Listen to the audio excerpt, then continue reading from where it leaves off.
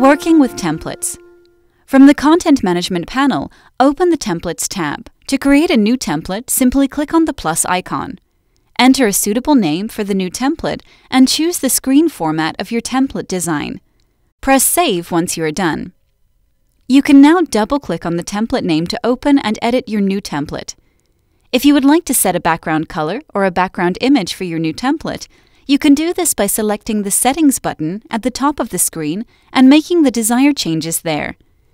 You can choose from any of the images already uploaded to your site, or if you prefer, you can set a solid background color based on the palette available. Alternatively, type in your own color code if you have it. Once configured, the selected background will appear in your new template, and you can now begin designing the content layout of your template.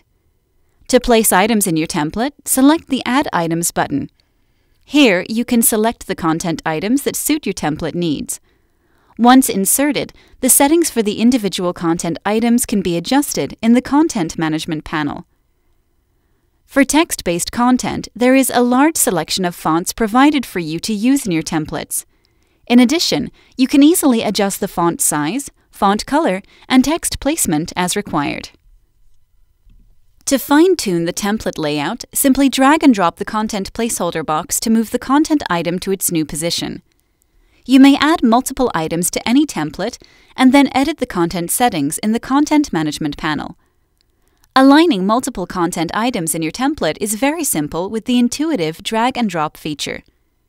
Frequently used content in templates are video loops, weather forecast, clocks, and live internet feeds. There are many configurations available for time and date. Just pick the look and feel to suit your new template. Once you have completed the template design, remember to save your changes before you exit the editor. You may view a preview of the template in your browser by pressing the Preview button. This pop-up preview is an accurate representation of how the content will look when published to a signage screen. Now that you are happy that the template is looking great, you can exit the editor and add the template directly to your signage schedules.